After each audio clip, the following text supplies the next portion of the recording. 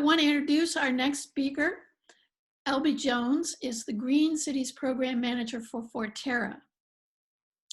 Elby acquired their love of overcast skies and evergreen trees growing up in Olympia, Washington. Inspired by Pacific Northwest forests, Elby earned their BA/BS in ecology from the Evergreen State College and their Master of Environmental Horticulture from the University of Washington.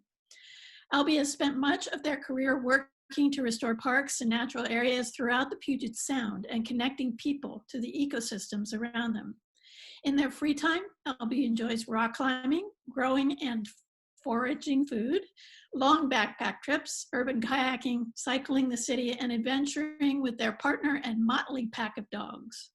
Elby will discuss the Snohomish County Healthy Forest Project and the Green Everett Partnership. These partnerships with Snohomish County and the city of Everett were formed with Forterra to restore the steward forested parks. Elby, welcome. Hi, thanks. So let me go ahead and share screen.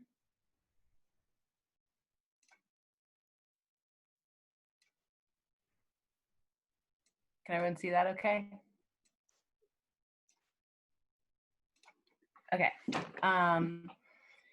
So I'm Elby Jones. I'm a Green Cities Program Manager for Forterra, and I oversee the Snohomish County Healthy Forest Project and the Green Everett Partnership. So a little about Forterra. We're a Seattle-based nonprofit, and we secure urban, rural, and wild places. By securing these places, we have a better chance of a future that is inclusive and gives people of every background the opportunity for a livelihood. We have a chance of a future that has beauty and open space, that provides us with healthy air, healthy water, and places to grow healthy food, and gives us some resiliency amid climate change. Our region is growing, and Washington's population is expected to increase by 24% by 2040. The white in this photo represents hardscaped areas like buildings and pavement. With currently about 7 million people, that would be about 16 more Everett's, or about 2.5 more Seattle's worth of people. If we grow intelligently, this is how our future can look. As you may notice, a big part of this map is green spaces within our cities. Snohomish County and the city of Everett have many forested parks, and this is part of what makes them great places to live. As you can see from the slide, urban forests and natural areas provide a lot of benefits and are a vital part of our neighborhoods and our region. Research indicates that urban forests and natural areas give people a higher quality of life, create opportunities to improve physical and mental health, allow for enjoyment of nearby nature, contribute to the economy, and provide numerous ecosystem services. As part of the urban landscape, trees filter many types of air pollutants, and due to the roughness of their needles, coniferous trees are even more efficient at this than other vegetation types. Tree canopy is also vital to mitigate the effects of climate change, as urban forests reduce greenhouse gases and sequester carbon. Every 10% increase in overall urban tree canopy generates a 2-degree reduction in ambient temperatures in a city, and a single 25-foot tree reduces a typical residence's annual heating and cooling costs by an average of 8 to 12%. Unfortunately, our urban forests face a lot of pressures. In the past, forested parks were allotted minimal resources and maintenance under the mistaken assumption that they were self-sustaining. This passive management did not take into account the additional factors and pressures like human impacts, invasive weeds, and climate change that are placed upon our urban forests. These invasive weeds are often a culprit for the reduced health of our urban forests.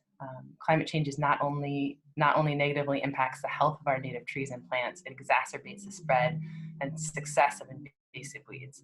As our native plant species struggle through our longer, hotter summers, invasive plant species thrive.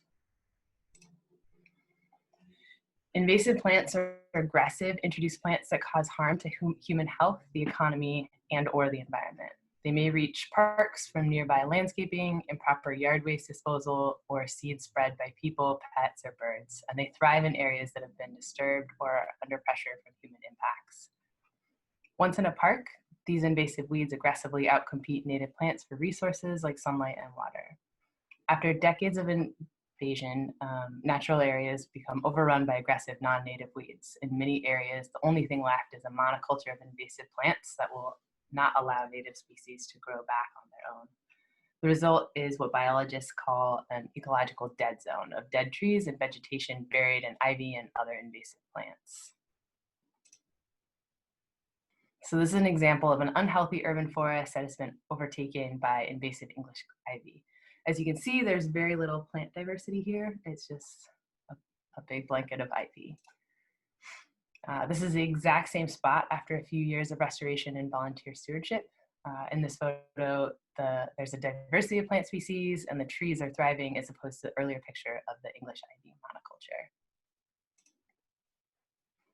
And eventually, we hope to see a healthy urban forest with mature trees and a high diversity of plant and animal species.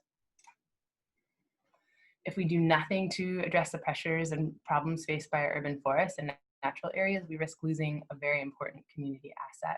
Invasive plants will continue to outcompete our native plants, creating areas dominated by only a few plant species and devoid of the trees that provide us with so many benefits. Oops, sorry, I went a little fast.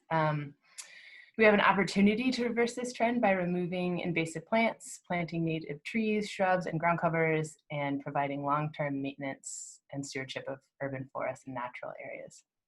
Instead of the invasive desert we saw on the previous slide, restoration can return our urban forests to mature native conifer forests that provide us with a full range of benefits, from stormwater retention to improved air quality to natural areas in our neighborhoods.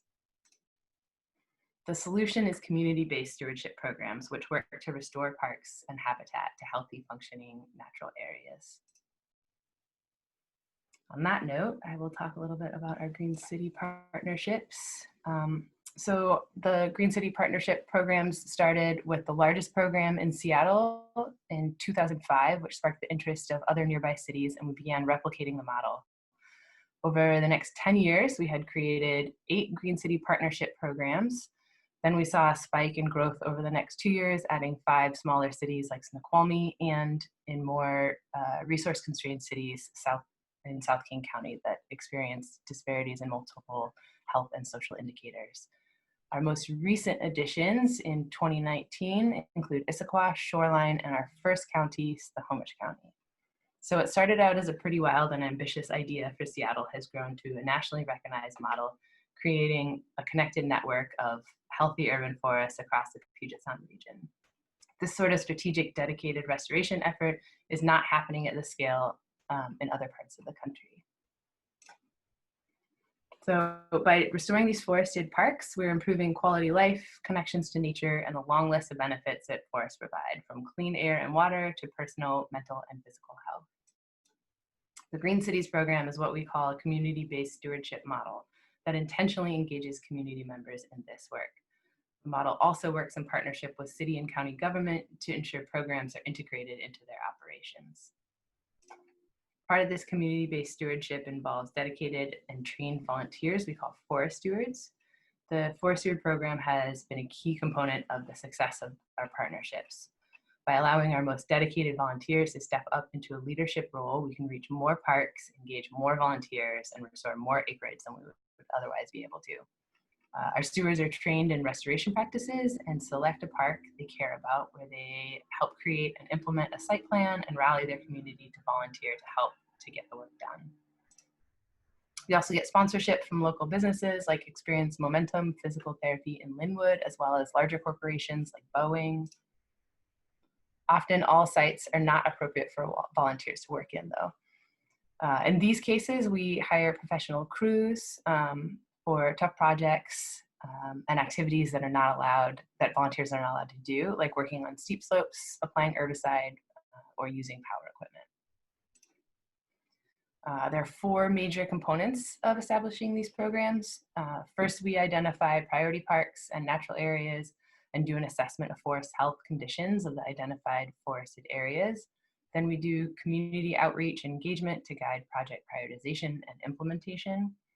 Using the assessment and community outreach data, we then develop a 20-year forest management plan to share the forest health assessment results and guide restoration and community engagement efforts. Finally, we began implementing on-the-ground projects with our volunteer programs to organize local neighbors and community groups to plant trees, remove invasive plant species, and meet restoration goals. We assessed 10 forested parks in Snohomish County, prioritizing sites, or they were that were Snohomish County parks that were owned by Snohomish County, prioritizing sites that were adjacent to water bodies and that were linked to salmon habitat. And then these are the sites that we assessed with the city of Everett.